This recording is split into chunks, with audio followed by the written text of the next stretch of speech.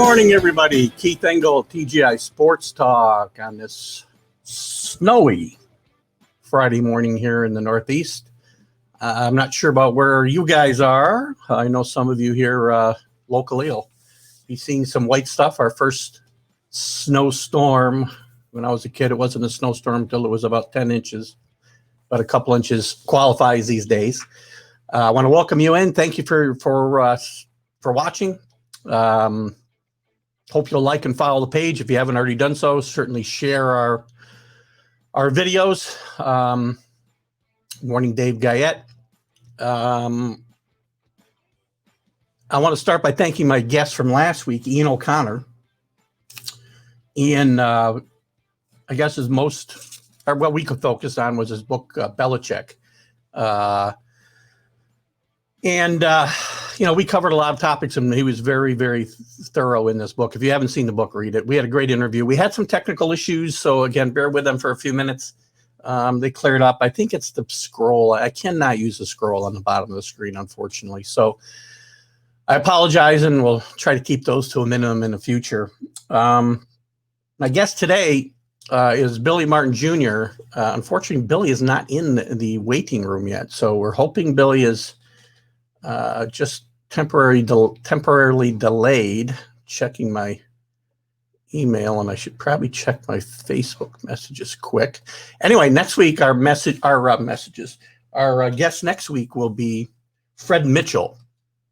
Fred was a longtime writer for the Chicago Tribune, starting in 1974, and he covered the Bears, the Bulls, the Cubs, and he's really the only sports writer in Chicago Tribune history to do all of that.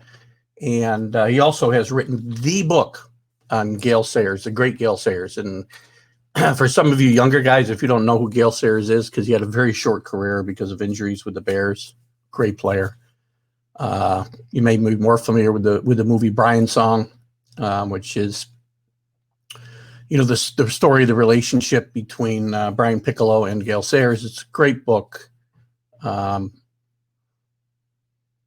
And also Brian Song was the name of the book, and also the movie. The old movie of Billy D. Williams and James Caan. I do not know who was in the remake that they made here a few years ago. So again, those of you just tuning in, I'm hoping we will have our guest, Billy Martin Jr., on to talk about his legendary dad, Yankee manager Billy Martin. Not sure. This is the first time we've had this issue, and I hope that Billy is able to make his way into the room before too long here. I will certainly stretch. For those of you who don't know who Billy Martin is, I know many of my audience and my demographic certainly knows Billy Martin from his days managing the Yankees, but Billy was a Yankee player. I don't want to cover too much, hoping that Billy Jr. gets here. But Billy was a player with the Yankees.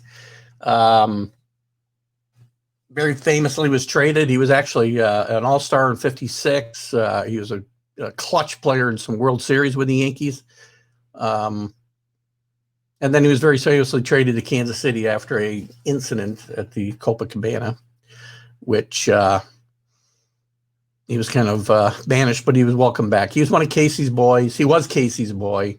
Loved Casey Stengel. Casey taught him so much. And Billy's dream was to manage the Yankees one day. And after his playing days, he became a coach with in the Twins organization, where he finished his playing career. Managed 1 year AAA in Denver, did tremendous, and he went right to the big leagues at a very young age, relatively speaking. In 1969, led them to a division title. Turned the team's fortunes around, as was Billy's forte. And then was unceremoniously fired following the season with a couple of incidents that happened with some players. I mean, that was Billy's thing. Billy would come in, turn a team around, and kind of wear out his welcome early. And Billy's a great manager, great field manager. I think he belongs in the Hall of Fame. I know his son Billy Jr. does. And I'm trying to keep an eye out for some messages from Billy. So I'm not getting anything, guys. So bear with me. Hopefully he'll make it to the room. We'll talk about Billy as we go along here today. So don't leave. I hope to have Billy here. So after that, Billy moved on to the Tigers, who were in a downswing. They were an aging club, very few young guys on there, but he won a division title in 1972. Had a very famous playoff with the A's, which was a bit contentious. Ended up with Bert Campaneris throwing a bat at Larry LeGros and being suspended. Commissioner ended up moving the suspension to the start of the year so that Bert could play in the World Series after the A's had beat the Tigers. And then after wearing out his welcome there, he moved on to Texas and turned a horrible team around. I think the team won 57 games.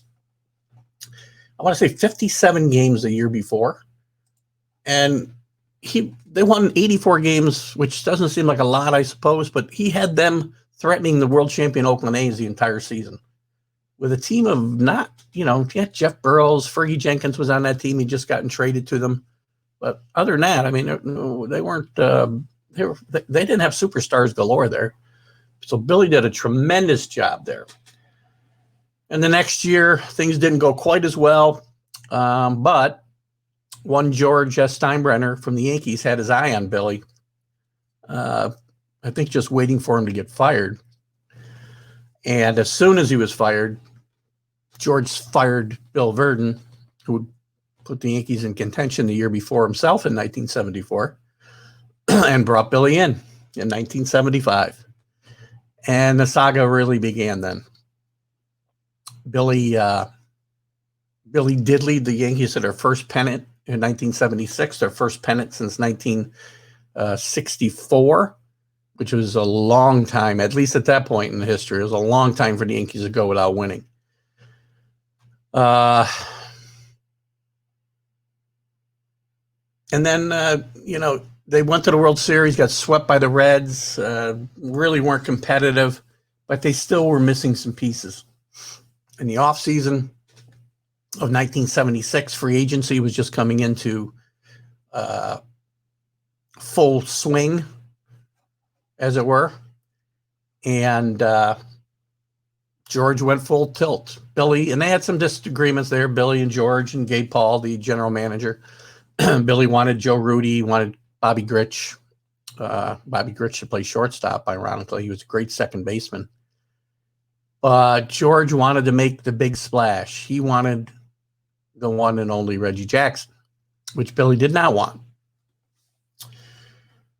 So that started the whole 1977 was a year full of turmoil, maybe not as bad as 78, as we'll get to in a second, but they had their famous dugout fight. Billy, it started in spring training when Reggie did an interview for Sport Magazine, came out just as the season was starting, and Reggie says he was misquoted, and when he called Thurman, he called himself the straw that stirs the drink. And that got out. Thurman took it the wrong way, that Thurman can only, he did say Thurman can only stir it badly. Thurman was the team captain, did not sit well with Thurman, didn't sit well with a lot of the teammates who loved Thurman. And it got Reggie off on a very bad foot when he got to spring training. So, then he said he was misquoted, and, Munson was asked about him being misquoted, and I won't use all the words that Thurman used, but he said for 20 effing pages or something along those lines, he was misquoted. So there's a lot of turmoil that season, setting the stage for the next season as well. They had a very famous almost dugout fight. It was dugout altercation in 1977, I think in June in Fenway Park. Reggie kind of loafed after a ball, and Billy sent Paul Blair out to replace him. And Reggie was incredulous, obviously. Came in, went right after Billy, and Billy was right there. And if it wasn't for Yogi and Elston Howard, then there could have been. This was on a national TV game, by the way.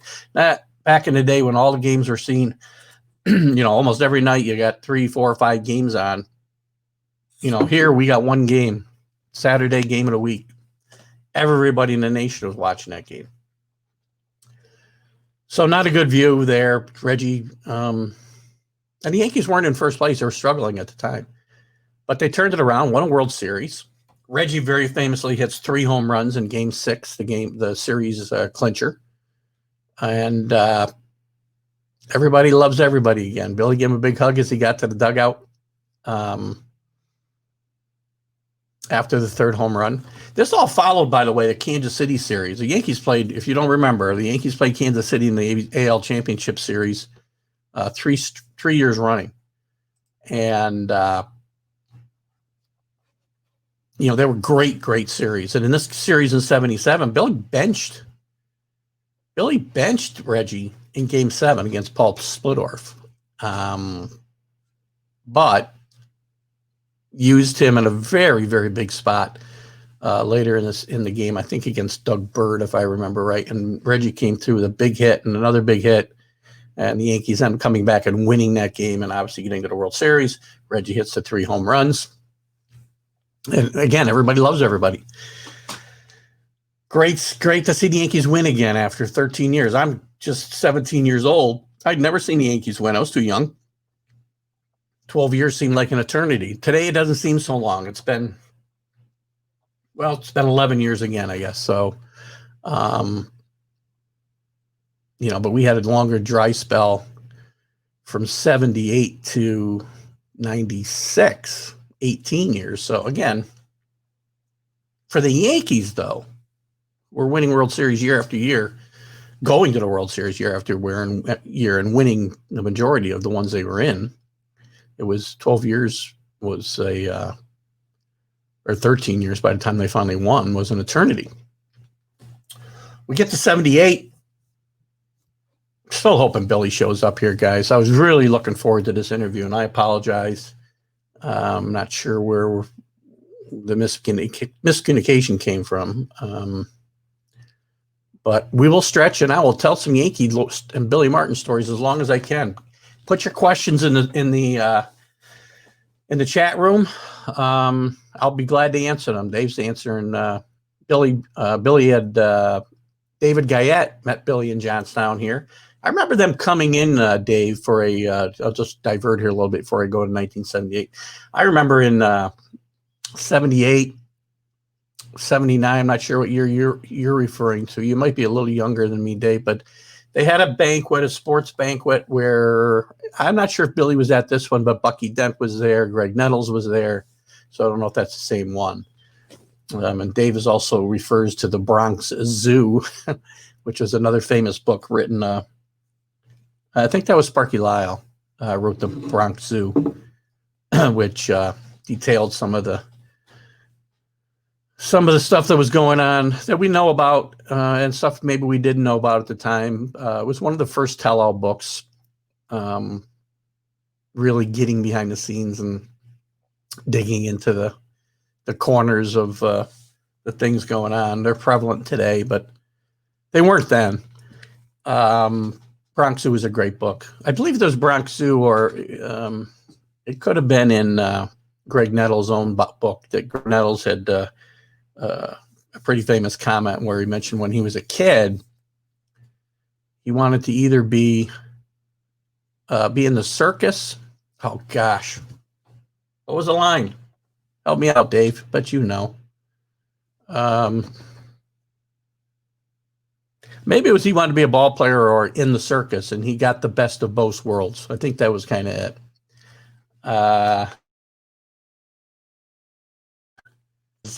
Speaking of Billy was an awesome manager. I agree. For all of Billy's flaws, he was a tremendous manager.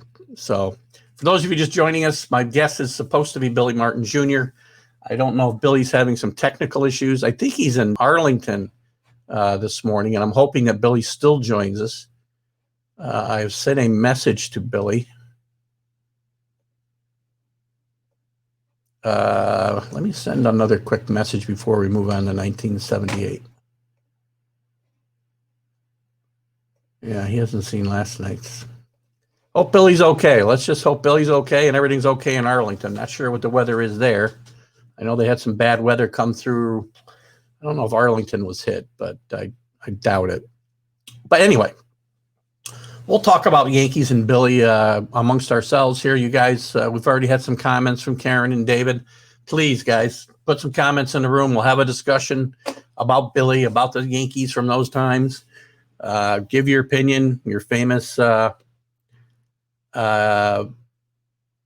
opinions on Billy, good or bad. I mean, I know Billy Jr.'s here to kind of push his candidacy for the Hall of Fame. I'm all for that. As I mentioned at the top of the show. And I know Dave Guyette is. He mentioned it during last week's show with Ian O'Connor when I mentioned Billy's name. So, of course, I think Dave thinks, don't take this the wrong way, Dave. I mean it in the best possible way. I think Dave thinks everybody on the Yankees should be in a Hall of Fame. So every time I mention Yankees name, he should be in the Hall of Fame. Okay, let's continue. 77, the Yankees win the World Series. 1978 comes along. Things are pretty calm. Spring training. Yankees bring in Goose Gossage, Don Gullett, some other big name free agents, as George was wont to do in those days. And things don't go so well. They get off to a bad start. They fall 14 and a half games out of first place behind the hated Red Sox. There's more tension as things are going badly, and Billy continues to refuse to bat Billy in the cleanup spot where Reggie feels it's just disrespecting him by not doing it. I don't know. Again, I wish we had Billy Jr. with us so that we could ask these questions. Did Billy do it to spite Reggie and just kind of try to put him in his place? Or, did he just want to put the best lineup on the field? And there was a very, again, what really everything came to a head in 1978 in Kansas City. It's a close ball game. Reggie comes up and looks down. There's men on base. Less than 2 outs. Billy gives Dick Hauser, the third base coach, the bunt sign. And, Reggie's probably never been asked to bunt in his entire career. He's one of the greatest sluggers in the game. And, Karen believes Billy belongs in the Hall of Fame too. I agree. So Reggie gets the bunt sign, talks to Dick Hauser, cannot believe it. Tries to bunt once, tries to bunt twice. He's got 2 strikes. Does it miserable efforts. And Dick Hauser, obviously, and Billy Martin take the bunt sign off. Bunt with 2 strikes. Odd, you're bunting your slugger with 2. Anyway, that's a different story. And Reggie, to everyone's disbelief, still tries to bunt. Bunts it foul, he's out. If you don't know it, bunting with 2 strikes is running and foul is a strikeout. And Billy's just fuming. And Reggie gets to the dugout, takes off his glasses, neatly folds them up, puts them aside, expecting this Fenway Park type explosion with Billy in the dugout. And I'm not sure who intervened. It might have been Reggie's best friend on the team, Fran Healy, but they got him out of the dugout, got him to the locker room, and he was suspended, 3, 4, 5 games. But it started a war of words in the paper. And Billy, waiting for a plane, famously was asked about the whole situation and Reggie's relationship with George and his relationship with Billy himself. And Billy said they deserve each other. One's a liar and one's convicted. Obviously, speaking about Reggie being a liar and George being convicted, as George in 73 was convicted of illegal campaign contributions to the Nixon campaign, 72. Didn't go to jail, but he was suspended from baseball for a year when he first bought the team. Billy gets fired, probably not unexpectedly. Billy gets fired. He's very upset. Bob Lemon comes in. Team goes on a run. And miraculously comes back from 14.5 game deficit in July to force a 1-game playoff in Fenway with the Red Sox, and everybody knows what happens in that game. If you're a Yankee fan, you've got the that's where the legendary Bucky effing Dent comes from. That's how he's known affectionately in Boston from that day forward. I want to say October 2nd, 1978. And it was a great game. It was a fun game. There were great plays all around. But Bob Lemon was a guy the Yankees needed at that point. There was turmoil surrounding everybody. Everybody's mad at everybody. Everybody's mad at Reggie. You know, Reggie's mad at Billy and George. George is just mad at the world. They're 14 and a half games behind the Red Sox. Could the Yankees have done that in this day and age? Probably not. There was lack of media. There was no ESPN. There was no social media. There was no you didn't even have newspapers because the newspapers were on strike, and that's probably the saving grace for the Yankees in 1978, by the way, is the fact that the newspapers in New York City were on strike. No stories about the Yankees being 14 and a half games behind first base. That's right. Karen loves Bucky, too. I'm waiting for Dave to speak up that Bucky belongs in the Hall of Fame. I'll tell you a quick story about Bucky. Not Bucky. I had Greg Pryor on as one of my first guests on this show. And I told Greg, and I was very serious, that Greg Pryor could have been Greg effing Pryor because the Yankees had traded for Bucky Dent before the 77 season. And they had Greg Pryor, and they had some other capable shortstops. I think Greg Pryor was a very, very good major leaguer and could have been the shortstop for the Yankees and done exactly what Bucky Dent did for them. That's not to take anything away from Bucky Dent, but I joke with Greg that he could have been, Bucky Dent, or in this case, Greg effing Pryor if he lived in an alternate universe and he hit that home run in the seventh inning. Karen thinks they all belong in the Hall of Fame. I love it. The Yankee homers. I'm a Yankee homer. I don't think they all belong there, but there were some great players. There's some great role players on those teams. Thurman, I think, belongs in the Hall of Fame. Reggie's obviously there. Catfish is there, although Catfish was a shell of himself by 78. But he did come back strong. He had some arm manipulations done. He had a bad shoulder. He pitched so much for the Yankees in 75. He was really never the same pitcher. But he was a huge contributor down the stretch in 78 as they came back, as I said, for that 14 and a half game deficit. Now, I got to digress a little bit. So the Yankees obviously have that big home run from Bucky Dent. They beat the Dodgers. I'm sorry, they beat the Red Sox. Yes, Dave, I agree. Thurman, Munson, Billy Martin definitely belong in the Hall of Fame. I got a couple other statements I'll make later as we try to fill time here for the next half hour. And again, I apologize, guys, for Billy Martin Jr. not being on. I'm going to try my best to reschedule him. I'm not sure. We communicated yesterday, and I thought we were good. Just checking again to see if I have any messages from him, and I do not. So I apologize. Let me continue. We'll continue down the path of Billy Martin in Yankee history because I can do it. I know it verbatim. Probably so does Dave and Karen. Maybe the weather, maybe Karen. I don't know. Billy's I think in Arlington. I'm not positive. We talked about the time difference several times, so hopefully that's not it. Because if he comes on at 9, I got to be off. I'll have him on for 5 minutes, and we'll have to go from there. But anyway, I hope that's not the case. And I hope he's okay. Hope everything's okay. We'll talk a little bit about Billy Jr. again, maybe before the show's over. But let's continue down this path of Billy Martin and Yankee history. So we beat the Red Sox in that one-game playoff. They beat the A's in another nail-biter. I mean, all three of those series in the 70s, 76, 77, 78 were all nail-biters. Great playoffs. And the Yankees prevailed all three times, which probably colors my opinion.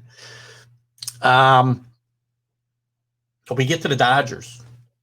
I'm going to tell just a quick story. We beat the Dodgers, obviously, but the Yankees were down. I don't know how many people remember this. You real Yankee fans will. We're down 2-0 going to L.A. And Ron Guidry's on the mound. Ron Guidry had a great year that year. I believe he's 25-3. won like 19 games after the Yankees lost the game. So tremendous year from Ron Guidry, but this night he just didn't have it. They were hammering him all over the ballpark. Guys on base every inning, 2, 3 guys. And Greg Nettles saved 5 runs with 3 of the greatest plays I've ever seen a third baseman make. I'm a little biased again, but Greg Nettles is probably the best defensive third baseman I've ever seen. Didn't see Brooks play in his prime. I've seen a lot of the guys since Greg Nettles. Nettles made some great plays. He was awesome. He turned that series around in that game. Yankees came back, won it in 6. Bob Lemon was a right guy for that time when they brought him in to replace Billy. Had a very even hand. He just put he put the guys on the field. He filled the lineup card and let them play. Where Billy was, a lot different, personality for sure. 79. Oh, I have to digress for a second. What happened after Billy's fired in July? I think it's 2 weeks later. We're at Old Timers game day for the Old Timers game. And all the Old Timers are introduced. We don't expect to see Billy. Billy just got fired. The last Yankee announced by Bob Shepard that day, and if you're watching it and you're a Billy fan, I had goosebumps because it was announced as they had introduced him for Old Timers Day that former Yankee manager, and again to be the Yankee manager in 1980, year and a half down the road, Billy Martin. This stuff only happens with the Yankees, folks. It was surreal, but also just great theater. And again, the hair on my neck stood up. So Billy's going to be the manager again in 1980. Bob Lemon's going to kick upstairs at GM, I think. But Bob's going to manage the rest of 78 and all of 79, theoretically. We go to 79. The Yankees are 2-time defending world champions. Bob Lemon's there. Everything seems great. Trying to think who they brought in for 79. I think Tommy John came in 79. It might be 80. I apologize if I'm wrong. Louis Tiant. Oh, God, there was all kinds of different names. 79 was a year. It was a revolving door of names. Yankees again are struggling. The Orioles had a great year in 79, just kind of ran away from the pack, but the Yankees were struggling. Bob Lemon had lost his son tragically in the off season. And he was kind of a shell of himself, and things just weren't going well. And he was let go, and Billy was brought back early, I think in June of that year. So, the Yankees don't get much better. They play middling baseball, and the season really died on August 2nd, 1979, when tragically Thurman was killed in the, flying his plane, practicing landings and takeoffs. And we all know that story, and we don't want to, get depressed this morning. So I remember every August 2nd like it was 1979. I was 19 years old again.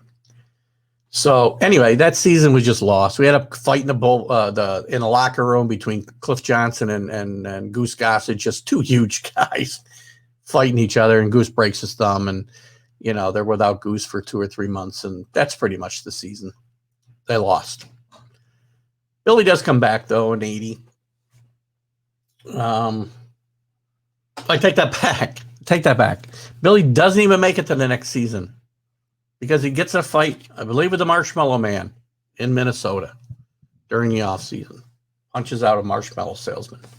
Stories vary. Again, another reason I want Billy Jr. on, because I want to get the real story on these things, or the other side of the story. The real story is probably somewhere in between. But Billy had these types of things, and he had this gunslinger persona that he carried about. So, Billy was in a bar drinking. Guys who get a few pops and they call him out, just like Jesse James. So that didn't, obviously help, and Billy wasn't going to back down from an altercation, unfortunately. So anyway, he gets in this altercation in Minnesota and gets fired again. Yankees hired Dick Howser. Billy goes to Oakland. Again, another moribund franchise. Awful. They'd fallen. They were world champions 3 times in a row in the early to mid 70s, ending in early 70s. 1974 was their last championship, but by 1980 they were awful. 77, 78, 79. They probably had the worst teams. They were among the worst teams in baseball. Billy comes in. They win 83 games in 80. Had 4 great starters, really. Mike Norris, Steve McCaddy, Rick Langford, and Matt Keogh. And Billy gets them to 83. They're in contention. They finished second behind the Royals, who won the World Series, had another championship series with the Yankees. Just to kind of tie this together, we're talking about Billy mostly, but again, the Yankees won the East, came back and won the East in 80 with Dick Howser. Dick won 102 games. They get beaten 3 games by the Royals, and Howser gets fired by George. Not unusual for George in those times. Very sad. Dick Howser is a class guy and never should have been fired for winning 102 games and losing to a really good Royals team. Really good. They went on to win the World Series against the Phillies. Anyway, back in Oakland, Billy's got the A's on the right track. 81 season comes along. 81 season was a disaster from the start. We got labor disputes, rumors of a strike happening. The strike does happen after 60-ish games been played. Not everybody played the same amount. The A's had played 60, were in first place in the West. We ended up with a split season. I think we lost I want to say we lost 2 months of baseball. And the decision was made to play split seasons, and the first half of winner would play the second half winner, which was not a great plan in some cases. I mean, Cincinnati Reds, for instance, had the best record in all of baseball that year. Didn't make the playoffs because they didn't finish first in the first half or the second half. But the A's did. The A's finished first in the first half of the season and second in the second half of the season. They finished the season 54 and 45. They beat the Royals in the first ever league division series, which we've come to know and love as we've expanded the playoffs over the years. 20 years after this, probably, or not quite 20 years, maybe 15 or 18 years after this. And who do they see in the World Series, or who do they see in the ALCS? The Yankees. Great theater, right? Can't make it up.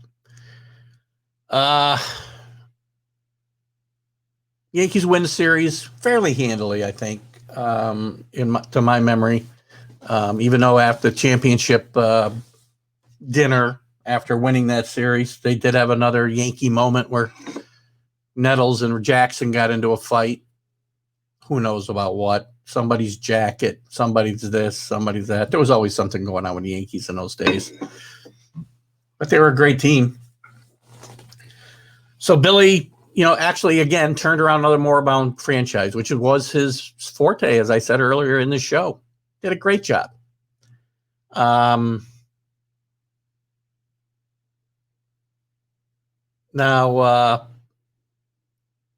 we get to 1982, and things, Billy lasted 3 years there in Oakland, which is kind of long for Billy. I mean, it's one of his longest stints. 3 years with the Tigers, 1 year with the Twins, 3 years with the Tigers, a year and a half, I guess 2 years if you want to add the seasons together in Texas. With the Yankees, full seasons, only 2 really. He managed part of 75, part of 78, part of 79. He'll be back with the Yankees. We'll be back in a second to talk about that. But he runs out of magic in Oakland. They finish 68 and 94, and he gets fired. But true to his form, Billy doesn't sit out long. Oh, by the way, with the A's, again, they had that great pitching staff that I mentioned of Norris and McCaddy and Langford and Keogh to a lesser extent, I think. But Billy kind of, and again, he'd been accused of this over the years of abusing pitchers' arms. I mean, those guys' arms were hanging off. They threw complete games right and left. And to be honest with you, I'm an old schooler. You know, when I was growing up in the late 60s, 70s, when baseball was becoming a big part of my life, pitchers were expected to finish what they started. Guys it wasn't uncommon for guys to complete 20 games a year, or in some cases more. I think Catfish completed like all but 5 of his starts or something his first year with the Yankees, and Billy was the manager for the second half of that season. So Billy had his reputation for burning out pitchers. Joe Torre had it later, but in a different context of doing it with relief pitchers and pitching them too much. But anyway, Billy gets fired partly for that because those guys all fell apart. That great rotation just fell apart. Mike Norris never reached his potential. Steve McCaddy was a decent pitcher for a few years. Langford went downhill quickly. Matt Keogh washed out very quickly. Karen, who's your mom's favorite team, by the way, while I'm chatting here? I don't know if we're still talking about the Yankees or the A's here. So anyway, Billy's fired for that, and I'm sure there was some other off-the-field stuff that played into it. The new ownership, I believe, came in as well for Oakland. So, interestingly enough, though, the Yankees, after a horrible 81, well, 81 wasn't horrible. I mean, they went through a ton of managers in that split season. I'm trying to remember where we started out. Gosh, I want to say Bob Lemon started the season. He didn't make it 13 games. Gene Michael came in. He didn't make it. No, Bob Lemon came in later. I'm sorry. Gene Michael started the season. Bob Lemon comes in. And actually, they get back to the playoffs. They beat the Brewers in the LDS. They beat the A's, as I said. They got to the World Series and lost to the Dodgers. Lemon steps away again. 82 was just a mishmash of managers. I can't even name them all. Gene Michael, Clyde King. Not even sure the rest of the names right now. Karen's mom's favorite team is the Yankees, as it should be, Karen, as it should be. So in 83, the Yankees are looking for a manager. Where does George go for the third time but to Billy Martin? They had a really good team. They finished 91 and 71. They finished in third place. It was a good team, and they just couldn't, get over the hump. Again, the Royals, the Orioles were really, really good that season. Really good. And unfortunately, after that season, there's another problem. Billy gets fired. And Billy, for the first time in his baseball career, back to his time of playing, sits out the season, doesn't do anything, doesn't manage, doesn't do anything in 84. But in 84, the Yankees have another disastrous season. And guess who's back in 85 after George had promised Yogi the entire season? Billy Martin. I think, let's see, let me do the math here. 130. See, Billy, I mean, he fired Yogi after 20 games or so. Just not, not cool. He promised Yogi the whole season. It's the only reason Yogi took the job and whatever. Billy's back. He goes 91 and, what's he go? 91 and 54. Great run there. Who knows? Again, Yogi, it's not Yogi's fault they got off to a horrible start. But Yankees finished second again to the Blue Jays, I believe, that year. And there's a problem again in the offseason, and Billy's fired. That he sits out 86 and 87. And Billy's got one more run in him. But George brings him back for 88 season. Again, the seasons for the Yankees in 86 and 87. Again, pretty nondescript. George brings Billy back for the fourth time. David Guyette says, Yogi was the Yankees manager for a short time, got fired after, I think it was 16 games myself, Dave. Really a disrespectful way to treat Yogi, by the way. Did get Billy back again, though. Anyway, in 88, George brings him back again. Billy makes it 68 games this time. Had a very famous fight in a bar with his own pitcher, Ed Whitson. The second time, by the way, he'd had a fight with his own pitcher in a bar. I believe Dave Bosman for the Twins was one of the reasons Billy probably got fired in 69 after turning that franchise around and losing to the Orioles in the playoffs. But in 88, he's 40 and 28. They're not playing great baseball. They're not playing awful baseball, but things were just getting out of control. And he has this fight with Ed Whitson. He didn't get fired right away. He showed up in the dugout the next day. Ed Whitson, by the way, is a black belt in karate. Probably not the guy you want to be fighting in a bar. Billy got a broken arm and a black eye and who knows what else. He's in the dugout the next day with sunglasses and a sling. But it wasn't long after that, Billy was let go. That was the end for Billy in 88. It was the end of Billy's baseball managerial career. Tragically, as you know, on Christmas Day, 1989, Billy died in an awful accident. He was out with a friend of his, Bill Reedy, I want to say his name is. I think that was his name, Bill Reedy. They've been out having some fun, driving home. In front of Billy's house, they drive into a culvert, and Billy's tragically killed. So there's been controversy, and again, another thing I would like to have asked Billy Jr. this morning, and I apologize for all of you that tuned in to see Billy Jr. I will try to get him on, so I do appreciate you sticking it out with me here this morning. But Billy tragically dies. There's been controversy for years over who was driving, whether it was Billy or Bill Reedy, who claimed that he did. And again, at the end of the day, it doesn't matter. It's a tragic accident either way and unavoidable. So the interesting part of this, though, is it comes out in the aftermath of Billy's passing that George was gearing up for Billy 5 and was going to name him the manager of the Yankees for 1990. Who knows where things would have gone there? Billy was still only 61 years old. All in all, you look at Billy's list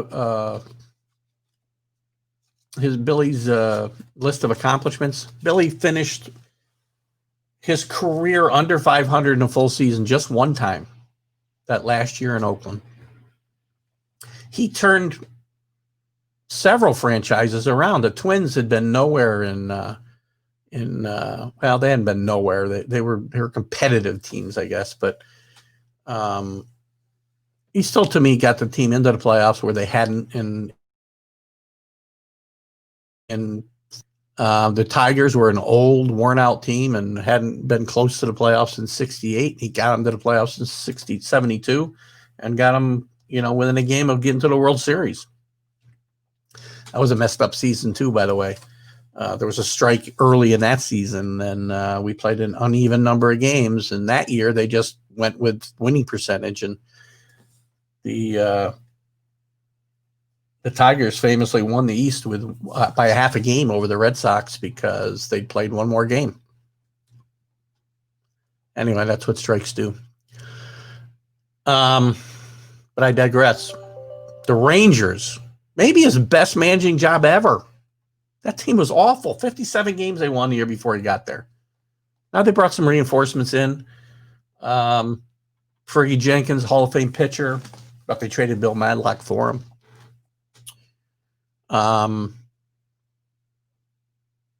Jeff Burrows. But other than that, I can give you some of the names that you don't even know who they are. Mike Hargrove was a rookie. Dave Nelson played second base, isn't yet a great player. Lenny Randall's on that team. Joe LaHood. Oh, God. I can't even name any more guys. But Jim Bibby's on the starting staff. Jackie Moore. Guys that are just forgotten in the world of baseball. And Billy wins.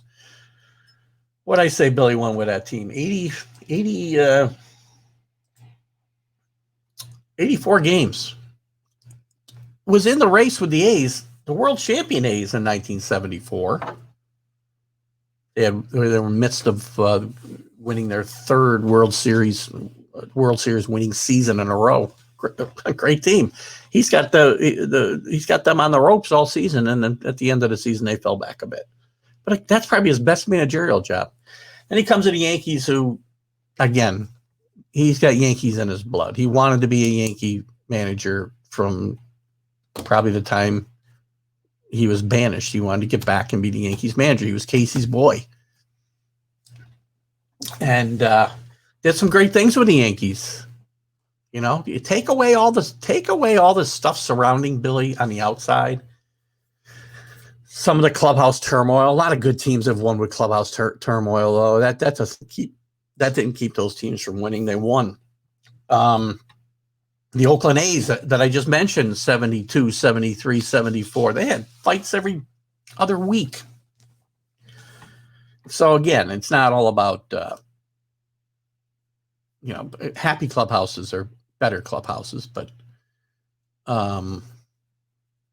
Billy comes in and changes things around because Billy plays ball differently. Billy ball. Move in again.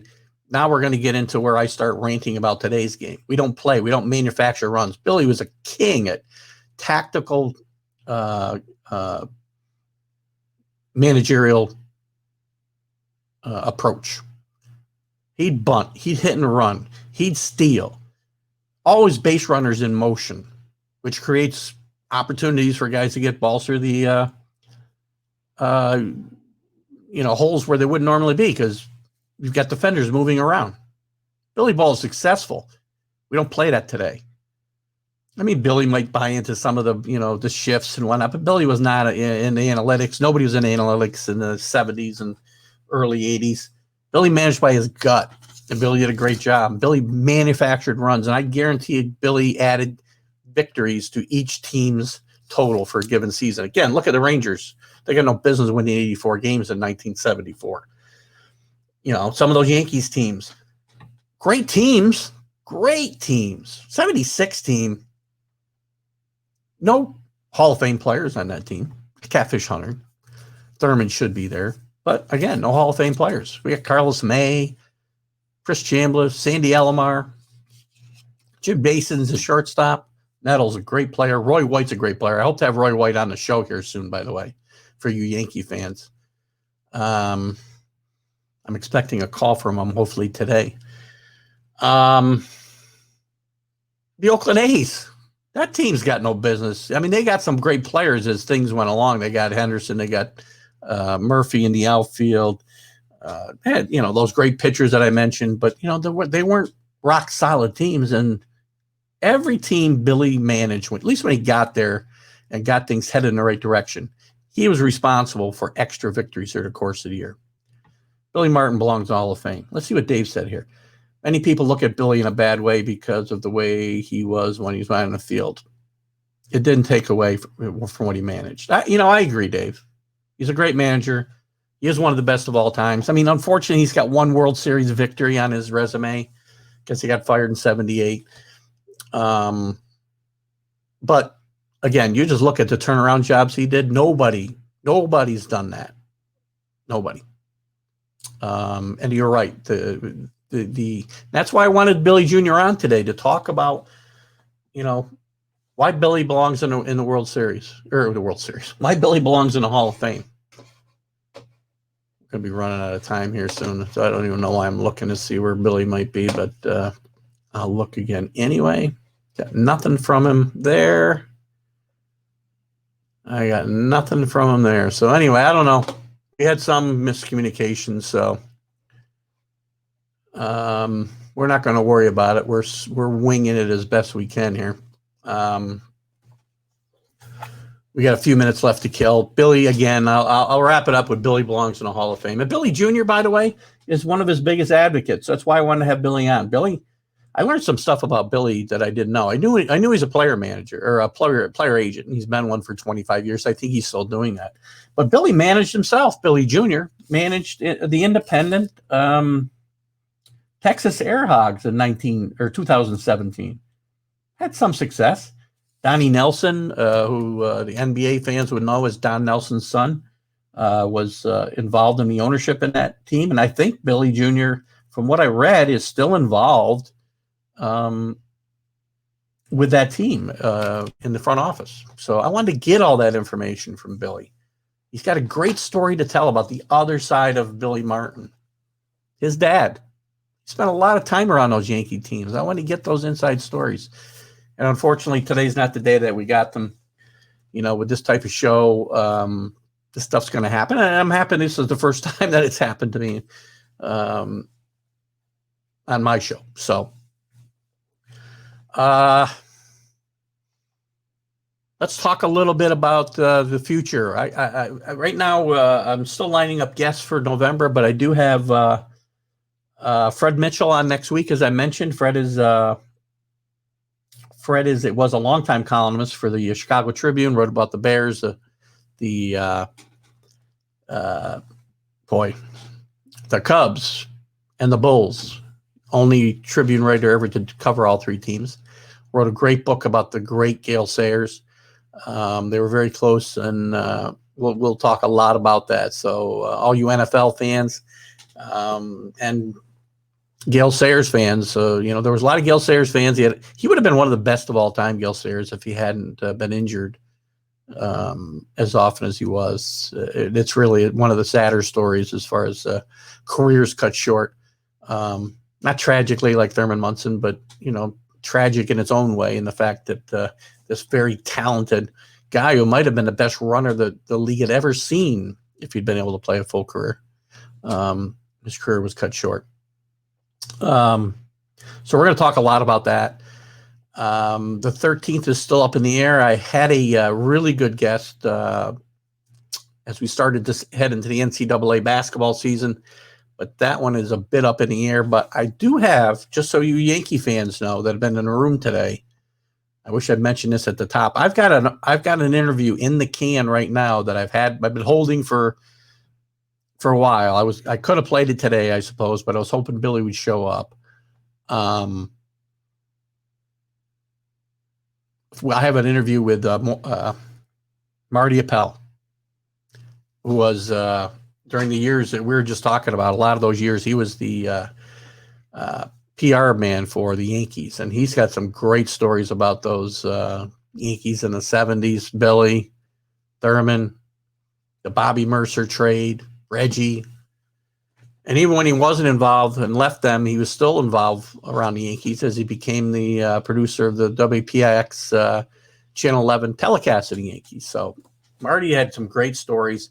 I interviewed him a couple of months ago now, and I got booked. I got everything booked solid. So probably in the next few weeks, I'm going to play that, and I'll promo it so you know what's coming up.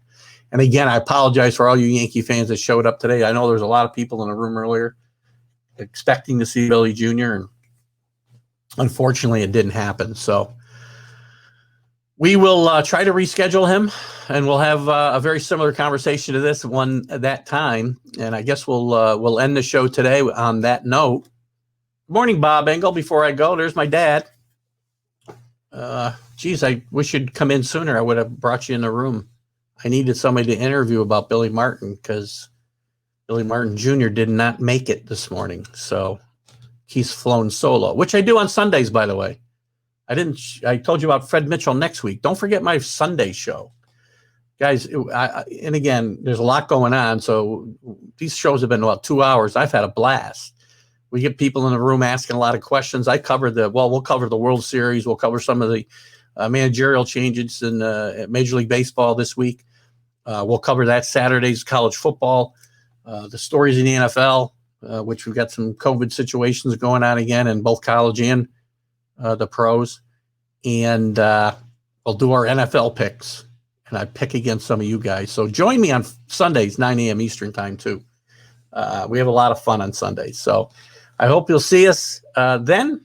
I'll see you next Friday as well with Fred Mitchell at 8 a.m., but I'll see you on the other side. I hope you have a great Friday. I hope the snow is not shovelable where you are. And I will see you next week. Actually, I'll see you Sunday and next week. And I'll be on Mac and Jack at 9:15. Look for Mac's Sports. I'll be talking about the Patriots game this weekend. See you then. Bye-bye.